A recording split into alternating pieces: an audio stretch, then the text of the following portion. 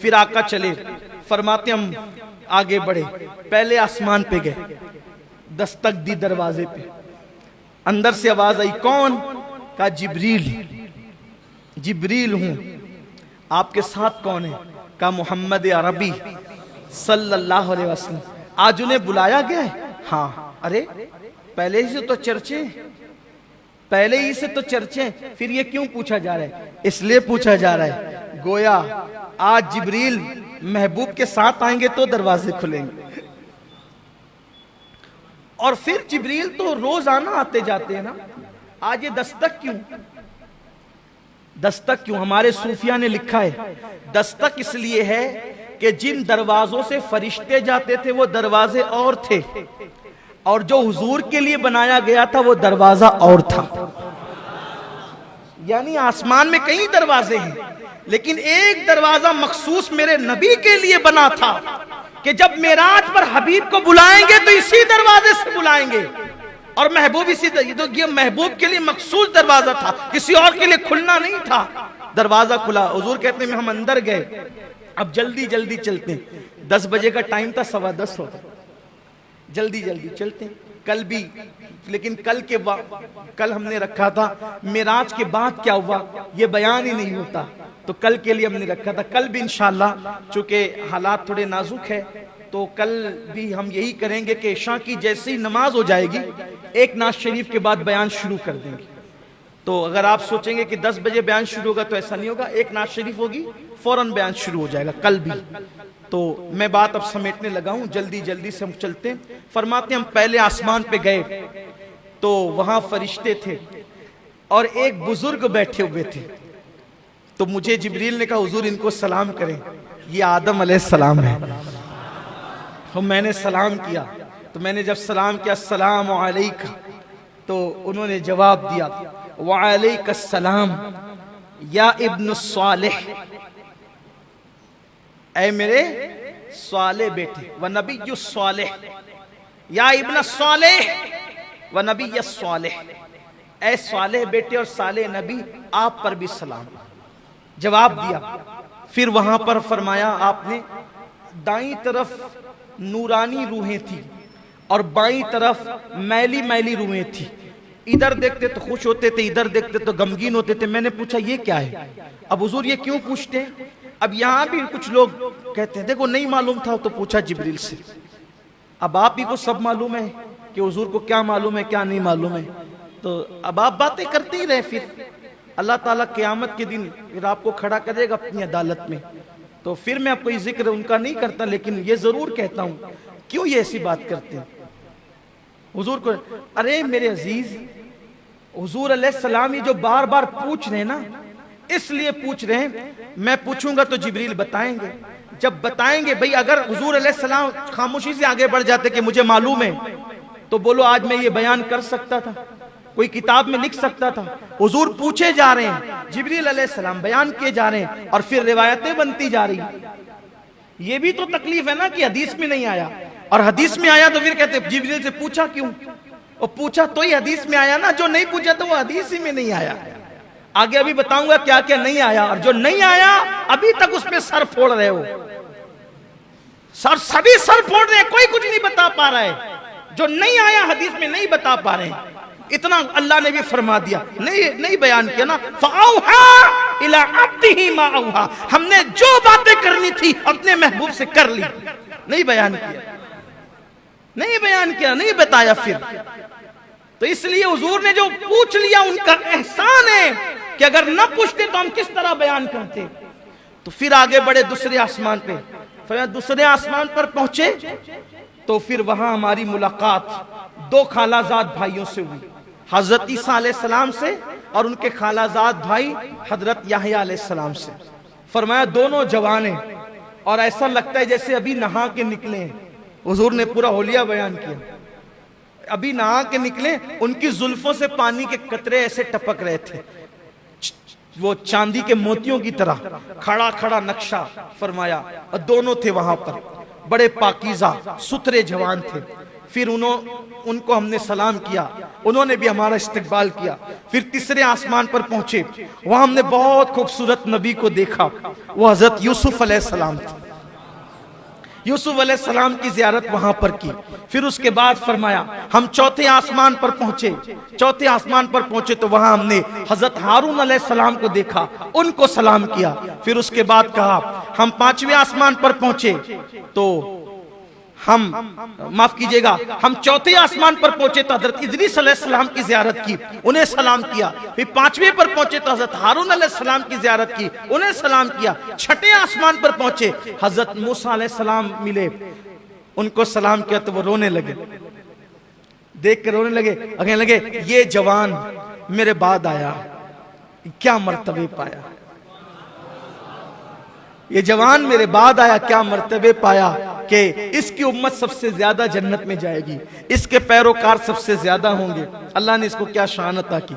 ये रोना हसद की वजह से न था, इस वजह से था कि बड़ी मेहनत की हज़रत मूसा अलैहिस्सलाम, बहुत मेहनत की, लेकिन आपकी कौम बड़ी निकम्मी, बड़ी नालायक कौम, ऐसे ऐसे ताने दिए, नबी को बहुत सताया। लेकिन ये मेरे आका अलैहिस्सलाम, देखो दोनों में फर्क बताऊं, दोनों की कौम में फर्क। मूसा अलैहिस्सलाम चले अपनी उम्मत को लेके, का लड़ना है, लड़ना है, कौम से लड़ना है, दुश्मनों से। कौम ने क्या जवाब दिया बताए, आप लड़ो और आपका रब लड़े, हम तो यहां बैठ के तमाशा देखेंगे। ये कौम मूसा है और मेरे नबी के सहाबा। हज़रत मूसा अलैहिस्सलाम रो रहे थे। बहरहाल हुजूर अलैहिस्सलाम वहां से निकले, सातवें आसमान पे इब्राहीम अलैहिस्सलाम, वो बैतुल मामूर को टेक लगाए बैठे थे। बैतुल मामूर क्या है, काबे के ऐन ऊपर सातवें आसमान पे, फरिश्तों का किबला है, उसको कहते हैं बैतुल मामूर। उसको क्या कहते हैं, बैतुल मामूर उसको कहते हैं। हाँ, सातवें आसमान पर। अब तेजी से चलना था तो तेजी से चलते हैं। जैसे माह मुहर्रम में कम से कम 5 दिन हम लोग महफिल करते हैं ना, ऐसे मेराज के लिए भी कम से कम 5 दिन महफिल, कम से कम 5 दिन होनी चाहिए। तो एक एक बात हो, पहले आसमान पे क्या हुआ, बड़े मजे हैं, बड़े मनाजिर हैं। दूसरे पे क्या हुआ थे, एक एक बात के लिए तक वक्त चाहिए, लेकिन टाइम भी कम है, हुसूल बरकत के लिए आगे बढ़ रहे हैं। बैतुल मामूर से टेक लगा के बैठे, फरिश्ते आते हैं, जो एक बार जिंदगी में आता है, कयामत तक फिर उसको मौका नहीं मिलेगा। इब्राहीम अलैहिस्सलाम बहुत खूबसूरत है, आका ने उनका हुस्न बताया, बहुत खूबसूरत है। खास बात फरमाया कि अब्दुल मुत्तलिब का चेहरा उनके चेहरे के मुशाबे है, यानी हुजूर के दादा हज़रत अब्दुल मुत्तलिब इब्राहीम खलीलुल्लाह अलैहिस्सलाम के मुशाबे। तो सलाम किया, सलाम करने के बाद इब्राहीम अलैहिस्सलाम ने कहा कि आपको मुबारक हो, आप बड़े अजीम शान वाले हैं, मैं चाहता हूं आपकी उम्मत को कुछ तोहफे दूं, मैं चाहता हूं आपकी उम्मत को कुछ तोहफे। अगर वो मौत के वक्त की सख्ती से बचना चाहते हैं, अब इब्राहीम अलैहिस्सलाम तोहफा दे रहे उम्मत के लिए, अगर मौत की सख्ती से बचना चाहते हैं उनसे कहना वो कसरत से अल्लाह का जिक्र करें। अगर वो रंज गम और टेंशन से बचना चाहते हैं, ये टेंशन में अपनी जुबान में कह रहा हूं समझाने के लिए, रंज गम और टेंशन से, ज़हनी दबाव से, डिप्रेशन से बचना चाहते हैं, वो ला हौला वला कुव्वता इल्ला बिल्लाहिल अलिय्यिल अज़ीम की कसरत करें। ये हज़रत इब्राहीम अलैहिस्सलाम की तरफ से तोहफा है। लाहौल शरीफ को अगर आप लाजिम पकड़ लें, ये लाहौल शरीफ इतना मुबारक अमल है, जो इसको लाजिम पकड़ ले वो कभी गमगीन होगा ही नहीं, टेंशन उस पर जल्दी आएगा ही नहीं, बलाओं से हमेशा महफूज रहेगा। हमेशा 100 बार आदत बनाएं लाहौल शरीफ पढ़ने की। फिर हुजूर अलैहिस्सलाम फरमाते हम आगे बढ़े तो हम सिदरा पे पहुंचे, सिदरतुल मुंतहा पर पहुंचे। वहां पहुंचे तो हुजूर फरमाते हैं, सिदरा पर मैं पहुंचा तो देखा कि 2 कुर्सियां हैं, सिदरा पर 2 कुर्सियां हैं। मैंने पूछा जिब्रील यहाँ कौन रहता है? और हुजूर यहाँ मैं रहता हूँ। और जिब्रील तुम्हारे सिवा भी कोई रहता है? नहीं या रसूलल्लाह मैं ही रहता हूँ और कोई नहीं रहता। कहा ये 2 कुर्सियां क्यों है? कहा या रसूलल्लाह जब से मैं पैदा हुआ हूँ 2 ही देखता हूँ, जब से पैदा हुआ 2 ही देखता हूँ। मैंने मेरे अल्लाह से पूछा था अल्लाह रहता मैं अकेला हूँ, ये 2 कुर्सियां क्यों है? तो मेरे अल्लाह ने मुझसे फरमाया जिब्रील मेराज पे महबूब को बुलाएंगे, मेराज पे महबूब को बुलाएंगे तो तेरे घर यानी सिदरा भी लाएंगे और फिर मेरे महबूब को यहाँ बिठाएंगे। गोया के हबीब तेरे भी मेहमान होंगे यार, रसूल कुर्सी आपके लिए। आका अलैहिस्सलाम ने जो है वो फरमाया कि सिदरा जो है देखने में बज़ाहिर बेरी के दरख्त की तरह एक दरख्त है। बेरी के पत्ते कैसे होते हैं, वैसे बेरी के पत्ते की तरह एक दरख्त है, लेकिन उसके पत्ते ऊंट के कानों की तरह बड़े बड़े और उसके फल मटकी की तरह है और हर पत्ते पर फरिश्ता है और अल्लाह के नूर ने उसको ढांप लिया है, बड़ा खूबसूरत। हालांकि हम इसको नहीं कह सकते कि ये दुनिया के बेरी के पत्ते की तरह, वहां की जो चीजें वो दुनिया की तरह नहीं है, सिर्फ समझने समझाने को है। फिर आका अलैहिस्सलाम सिदरा से जब आगे बढ़ने लगे, बल्कि ये भी हदीस में है सरकार ने जिब्रील से कहा जिब्रील यहीं रुक जाना है या और आगे की तरफ कोई सफर है? तो हुजूर सफर तो आगे भी है। कहा फिर चलो, अब देर क्यों करते हो, चलो। तो अर्ज की नहीं या रसूल अल्लाह मैं नहीं आऊंगा। अरे थोड़ा सा समझने के लिए बताऊं, किसी ने कहा चलो भाई साथ चलते हैं, लेकर चले अनजान रास्ते पर और लिए गए और उसके बाद गोया मिसाल के तौर एक समझाने के लिए जाना था मुंबई को, लेकर नासिक तक साथ गए और नासिक ले जाके कहा अब हम नहीं आएंगे, जो कभी मुंबई गया ही नहीं हो उसके लिए तो कांटों से खून नहीं, आंखों के नीचे अंधेरा छा जाए, यही तो होगा। अरे अगर भाई तुझे यही करना था मेरे वतन से यहां तक लाके बेवतन किया क्यों? अब तू छोड़ेगा तो मैं कैसे जाऊंगा?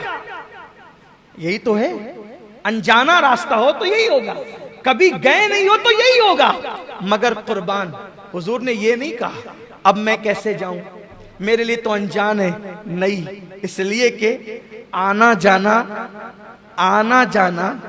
तो हर आदमी का अपने घर होता है, आना जाना तो हर आदमी के अपने घर होता है। तो हुजूर आने से पहले कहां थे? हुजूर आने से पहले कहां थे? हुजूर आने से पहले कहां थे? आप कहेंगे सिदरा पे थे, हमने कहा सिदरा भी नहीं बना था जब से उनका नूर है। आप कहेंगे अर्श पे थे, हम कहेंगे अर्श भी नहीं बना था जब से उनका नूर है। जब अब भी नहीं था जब से उनका नूर है, जब भी नहीं था तब से उनका नूर है, तब भी नहीं था तब से उनका नूर है। न पीर था, न मंगल था, न बुध था, न जुमेरात था, न जुमा था, न मुहर्रम था, न सफर था, न रबीउल अव्वल था, जब कोई नहीं था तब से उनका नूर है। अव्वलो मा खलक़ल्लाहु नूरी, अल्लाह ने सबसे पहले मेरे नूर को पैदा किया, कुछ नहीं था, नूर मोहम्मदी था।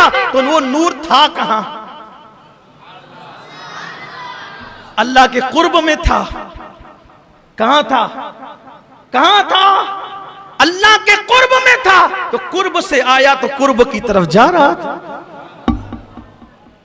कुर्ब से आया कुर्ब की तरफ जा रहा। लेकिन हुजूर अलैहिस्सलाम ने कहा ना, ताकि हदीस तो बननी है ना, चलो जिब्रील, जिब्रील चलो। नहीं यार रसूल, अगर जाऊंगा तो बारी ताला की गैरत से, उसके अनवार, उसकी तजल्लियात से मेरे पर जलेंगे, मैं नहीं आता, आप जाएं। हुजूर फरमाते हैं जब मैं सिदरा के आगे बढ़ा तो मैं झिझक रहा था, अल्लाह की हैबत से कांप रहा था, अदब से रुक रहा था कि फिर मुझे हुक्म होता है उद्न मिन्नी और फिर मैं आगे बढ़ा, लाखों पर्दे पार किए, फिर एक आवाज आई, क़िफ़ या मोहम्मद, रुक जाए मोहम्मद, रुको, अब रुको, दनल जब्बार रब्बुल इज़्ज़ा, रुको, अब आपका अल्लाह आपके करीब आता है। आप रुको, आपका अल्लाह आपके करीब आता है। आप रुको, आपका अल्लाह आपके करीब आता है। इन्ना रब्बका युसल्ली, और दुरूदों के गजरे लेकर के आता है, आप पे रहमतें निछावर करते आता है। वो अल्लाह जो आने जाने से पाक है, वो अल्लाह जो उतरने चढ़ने से पाक है, उसकी शान है। हदीस पे ईमान है, हदीस पर अकीदा है। लेकिन अल्लाह ने क़िफ़ या मोहम्मद दनल जब्बार रब्बुल इज़्ज़ा, आपका रब आपके करीब आता है। अपनी शान। मुझसे एक साहब ने कहने लगे, अल्लाह तो आने जाने से पाक है ना सही है साहब, अभी वो कैसे करीब आता? मैंने कहा कि आप भी लोग भी तो बोलते हो ना कि रात के आखिरी हिस्से में अल्लाह